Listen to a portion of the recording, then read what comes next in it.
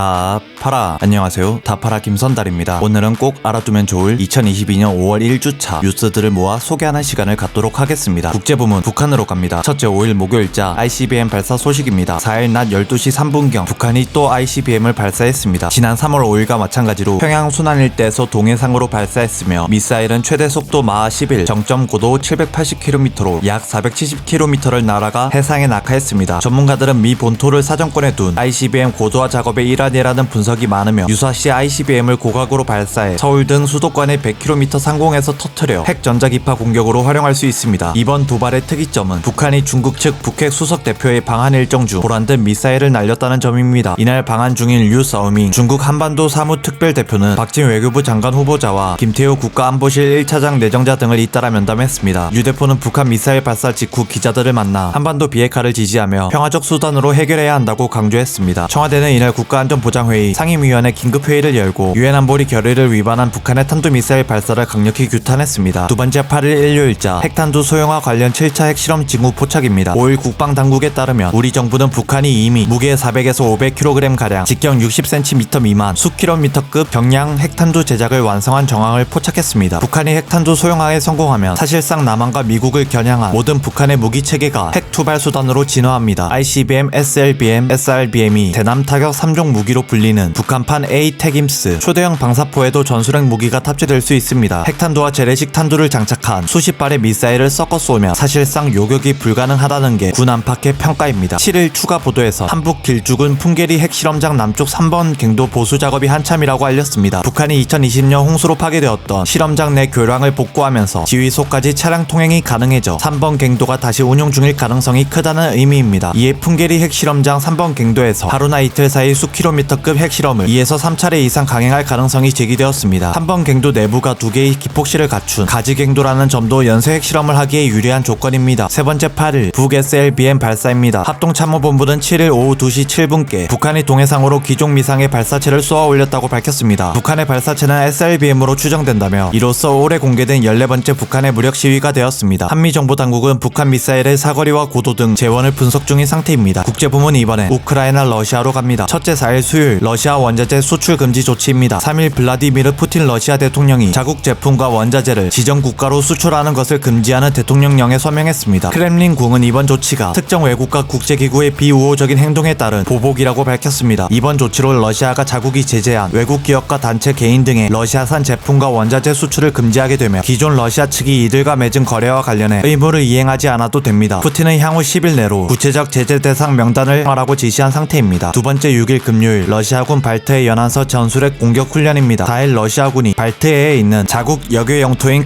칼라딘그라드에서 전술핵 탄두 탑재 미사일 공격 시뮬레이션 훈련을 실시했습니다. 이에 러시아가 우크라이나 전쟁에서 전술핵 무기를 실제 사용할 가능성이 높아졌습니다. 러시아 국방부는 이날 칼라딘그라드에서 가상 적군을 상정한 후 핵탄두를 탑재한 이동식 이스칸데르 단거리 미사일로 타격하는 시뮬레이션을 진행했다고 발표했으며 병력 100명 이상을 동원한 이번 시뮬레이션에서는 전술핵 탑재 미사일 이스칸데르 발사 후 적의 보복 공격을 피하기 위해 발사 위치를 옮기는 훈련도 시행했습니다. 전술핵 무기는 일본 히로시마에 투하한 원자폭탄 파괴력의 15분의 1 수준으로 주로 작은 규모 지역에 상대적으로 적은 인명피해를 내는 핵무기입니다. 셋째 7일 토요일 우크라이나 러 군함 격침 때 미국의 위치 정보 제공입니다. 우크라이나는 지난달 14일 러시아 군함 모스크바호를 격침했습니다. 이때 미사일 발사 전 우크라이나가 미국의 함정의 위치를 물어보았고 미국이 정보를 제공했다고 밝혀졌습니다. 다만 미국은 확정 가능성 등을 고려해 러시아 군의 상륙 가능성 때문에 우크라이나의 방위를 돕기 위해 정보를 제공했다고 밝혔습니다. 국제부문 이번에 미국으로 갑니다. 첫째 5일 목요일 미국 대법원 낙태권 보장 판결 폐지 준비입니다. 2일 연방대법원에서 혈암된 결정문 다수 의견서 초안에 따르면 대법이 임신 15주 이후 여성의 낙태를 막는 미시시피주의 법안에 찬성할 것으로 드러났습니다. 이에 미국 낙태권의 상징이자 임신 약 24주 이전 낙태를 허용한 1973년 로데 웨이드 판례가 뒤집히게 되었습니다. 다수 의견서 초안에 로는 시작부터 터무니없이 잘못됐다, 해로운 결과를 초래했다, 낙태에 대한 국가적 합의를 끌어내기는커녕 논쟁을 키우고 분열을 심화했다고 적혀 있습니다. 다음 달 말이나 7월 초 대법의 최종 판결이 예측되는 상태입니다. 최종 판결이 초안과 같은 기조로 이어간다면 미 50개주 곳곳에서 낙태금지법이 강화되게 됩니다. 현재 미 50개주 중 낙태금지법을 추진하거나 낙태권을 폐지한 곳은 26개 주입니다. 이에 낙태권 이슈와 관련해 미국의 찬반 여론이 격하게 흘러가는 상태입니다. 둘째 6일 금요일 미연준 빅스텝 인상입니다. 4일 미 중앙은행인 연방준비제도가 인플레이션에 대응하고자 파격적인 금리 인상을 시작했습니다. 연준은 이날 한 번의 기준금리를 0.5%를 인상시키는 이른바 빅스텝을 실시한다고 밝혔습니다. 빅스텝은 2000년 이후 22년 만이며 이번 금리 인상에 맞춰 홍콩 0.5%포인트, 사우디아라비아 0.5%포인트, 인도 0.4%포인트, 브라질은 1%포인트 금리 인상을 실시했습니다. 셋째 6일 금요일 80여 개 중국 기업 예비 퇴출 명단 추가입니다. 미국 증권거래위원회는 4일 80개가 넘는 중국 기업을 잠재적 퇴출 명단에 추가했습니다. SEC는 2020년 외국 기업 책임법을 근거로 미 상장기업 회계감독위원회의 회계감사를 3년 연속 통과하지 못하는 기업을 미 증시에서 퇴출시킵니다. 중국 기업들의 미 증시 퇴출 가능성이 가시화되면서 중국과 홍콩 증시까지 흔들리자 지난달 중국 당국은 해외 상장 자국 기업의 회계감사를 자국 감독기구만 수행하도록 한 조항을 삭제한 해외 증권 발행 규정 개정안을 공개하며 한 발 물러설 가능성을 내비쳤습니다. 국제부문 이번에 중국으로 갑니다. 첫째 3일 화요일 중국형 사드 배치입니다. 산둥반도에 이른바 중국형 사드인 위상 배열 레이더가 배치되었습니다. 이 레이더는 한국, 북한, 일본 미사일 위협을 감시하며 한반도와 일본 전역이 탐지 거리에 들어있습니다. 둘째 5일 목요일 제로 코로나 비판한 중국 경제 전문가들 SNS 정지입니다. 지난달 30일 중국 교통은행 계열 증권사 보콤 인터내셔널 리서치 센터장에 위챗과 웨이보 계정이 돌연 폐쇄되었으며 회사도 사직했습니다. 그는 상하이 봉쇄의 부정적인 메시지를 수차례 SNS에 올린 이력이 있습니다. 동북증권 수석 이코노미스트, 선전 오리엔탈 하버 인베스트먼트 대표, 베이징 펀딩 캐피털 펀드 매니저도 관련법과 규정 위반이라는 표시와 함께 SNS가 차단되었습니다. 이들 모두 제로 코로나를 비판하는 게시글을 작성했습니다. 이에 미 국무장관은 3일 세계 언론의 날 기념 브리핑에서 중국 정부가 언론인들을 억류하고 국내외에서 감시를 강화하고 있다고 비판했습니다. 셋째 7일 토요일 항저우 아시안게임 연기입니다. 오는 9월 개최 예정이던 중국 항저우 아시안게임이 연기되었습니다. 개최 시기는 추후에 발표될 것으로 알려졌으며 중국은 현재 코로나가 확산되는 여러 도시를 봉쇄하고 있는 상태입니다. 국제부문 이번엔 일본으로 갑니다. 첫째 4일 수요일 자위대 개헌 선거 공약입니다. 현 일본 총리가 오는 7월 참의원 선거에서 헌법 개정을 주요 공약으로 내걸어 실현시키겠다고 입장을 드러냈습니다. 3일 산케이 신문과의 인터뷰에서 헌법은 시행 75년이 지나 시대에 어울리지 않고 부족한 내용도 있다며 꼭 개헌하고 싶다고 밝혔습니다. 자민당은 헌법 구조의 자위대 보유 명기, 대규모 재해나 테러 등에 대비하는 긴급사태 조항 신설, 교육 충실, 선거구 조정 등 4가지 항목에 대해 개헌을 추진하고 있습니다. 한편 러시아의 우크라이나 침공과 북한의 미사일 발사 등의 영향으로 일본에서 개헌에 대한 여론은 높아지고 있습니다. 둘째 7일 토요일 영국 일본 군사 RLA 협정입니다. 5일 영국 일본 양국 총리가 회담을 가진 후 원활한 협정 최종 체결을 위해 실무 논의를 서두르기로 합의했습니다. 최종 체결이 되면 일본과 RLA를 맺은 국가는 미국, 호주에 이어 세 번째로 영국이 됩니다. RLA는 방문부대 지휘 협정의 일종으로 공동 군사훈련 및 군사안보 협력 시 양국의 군대 입국과 무기류 반입 절차를 간소화하게 됩니다. 이번 합의는 러시아와 중국을 견제하기 위한 것으로 분석됩니다. 국제부문 이번에 쿠바로 갑니다. 첫째 8일 일요일 쿠바 수도 5성급 호텔 폭발입니다. 6일 정오에 쿠바 수도 하바나 구도심에 있는 사라토가 호텔에서 폭발 사건이 발생했습니다. 이 사고로 미성년자 4명, 임산부 1명을 포함해 최소 27명이 숨지고 87명이 다쳤습니다. 쿠바의 사당 건물에서 100m 떨어진 이 호텔은 주요 인사들이 자주 묵는 곳이지만 현재 보수공사가 진행 중이라 수습객은 없었습니다. 폭발 원인은 조사 중이지만 잔해 속 발견된 대형 가스 유조 트럭의 가스 유출로 추정되는 상태입니다. 트럭에 있던 액화 천연가스를 호텔에 공급하던 과정 중 폭발이 발생했기 때문입니다. 국제 부문에 이어 정치 부문입니다. 첫째 4일 수요일 김인철 낙마입니다. 3일 사회 부총리 겸 교육부 장관 후보자로 나온 김인철 후보가 온가족 풀브라이트 장학금 등 잇따른 특혜 의혹에 이번 장관 후보자들 중 첫 번째로 낙마하게 되었습니다. 특히 아빠 찬스로 불리는 여러 특혜 논란이 주요 요인이었으며 김 후보는 자진 사퇴하였습니다. 둘째 6일 금요일 인구가족부 신설 법안 발의입니다. 윤 대통령 당선인이 공약한 여성가족부 폐지에 이어 인구가족부 신설을 추진한다고 5일 밝혔습니다. 이어 국힘 관계자는 관련 부서 입법을 위한 움직임을 보이는 중입니다. 셋째 6일 금요일 700여 명 문정부 마지막 가석방입니다. 6일 법무부 가석방 심사위원회는 700여 명의 가석방을 허가했습니다. 이 중엔 LCT 뇌물 사건으로 2016년에 구속된 현기환 전 대통령 정무수석 비서관 등이 포함되었습니다. 넷째 7일 토요일 대선급으로 판 커진 보궐선거입니다. 이번 6일 국회의원 보궐선거에 지난 대권 출마자인 이재명 후보와 안철수 후보가 출마합니다. 이 후보자는 인천 계양을, 안 후보는 경기 성남 분당가 재보궐 출마를 선언했습니다. 다섯째 7일 토요일 옵티머스 부실 수사 의혹 무혐의 처분입니다. 윤 대통령 당선인의 옵티머스 자산운용 펀드 사기 사건 부실 수사 의혹이 수사 332일 만인 지난 6일 무혐의 처분되었습니다. 공수처 수사 3부는 검사가 수사를 진행하다가 결과적으로 정부로 실체적 사실관계를 밝히지 못했다고 형법상 직무유기죄가 성립되는 것은 아니며 강제 수사에 착수하지 않은 것도 직무유기라 단정하기 어렵다고 밝혔습니다. 이번엔 경제 부분입니다. 첫째, 3일 화요일 애플 반독점 혐의 기소입니다. 2일 EU 집행위원회는 애플이 iOS 기기용 모바일 지갑 시장에서 지배적인 위치를 남용했다는 내용을 담은 반독점 위반 청구서를 애플에 보냈다고 알렸습니다. EU 집행위 경쟁 담당 집행위원은 애플 기기에서 모바일 지갑 솔루션을 개발하는 데 필요한 핵심 기술에 대한 제3자의 접근을 애플이 제한했다는 자료들이 있다며 모바일 지갑에 대한 소비자의 선택권을 축소할 수 있다고 언급했습니다. 애플은 2014년 애플페이를 도입하면서 자사 모바일 기기에 근거리 무선통신 칩을 탑재했지만 이 과정에서 경쟁사의 무선결제 서비스를 부당하게 차단했다고 EU 당국은 주장했습니다. 이번 혐의로 애플페이가 어떤 식으로 바뀔지 귀추가 주목되는 상태입니다. 둘째, 6일 토요일 미국 FTC 트위터 인수 반독점 위반 심사입니다. 5일 미국 연방거래위원회가 머스크의 트위터 인수와 관련해 반독점법 저촉 여부를 심사 중이라고 알렸습니다. 이번 조치로 머스크는 FTC와 미 법무부에 트위터 인수 거래를 통보하고 최소 30일을 기다려야 하는 상태가 되었습니다. 경제부문 다음으로 사회부문입니다. 첫째, 6일 금요일 박원순 피해자 신원 공개 혐의로 김민웅 교수 기소입니다. 5일 서울 동부지검 여성아동범죄조사부는 성폭력 범죄처벌특례법 위반 혐의로 김민웅 전 경희대 교수를 불구속 기소했습니다. 김 전 교수는 2020년 12월 자신의 페이스북에 박원순 시장 비서의 손편지라는 글에서 피해자 A씨의 실명을 그대로 드러내 고소당한 상태였습니다. 둘째, 6일 금요일 서울시 지하철 시내버스 연장입니다. 서울시의 심야 대중교통 수송 능력은 코로나19 발생 전과 비교할 때 3만여 명 줄어들었습니다. 특히 택시는 77,619명에서 62,034명으로 감소하였습니다. 이에 심야 택시 대란이 지속되어 5일 서울시는 심야 대중교통 종합대책을 추진한다고 밝혔습니다. 이번 대책으로 2년 만에 지하철 노선 심야 운행이 부활했으며 심야 대중교통이 확대될 예정입니다. 셋째, 6일 금요일 경기 지역 어린이 보호구역 야간 주정차 시범 허용입니다. 경기남부경찰청은 23일부터 3개월간 어린이 보호구역 34곳에 야간 시간대 탄력적 주정차를 시범적으로 허용한다고 알렸습니다. 지난해 10월 어린이 보호구역 안에서의 주정차를 전면 금지한 도로교통법 개정안의 보완책입니다. 이상으로 2022년 5월 1주차 뉴스 소식을 마치겠습니다. 다음엔 5월 2주차 핵심 뉴스들을 모아 전달하는 시간을 갖도록 하겠습니다. 이상 다파라 김선달이었습니다. 안녕.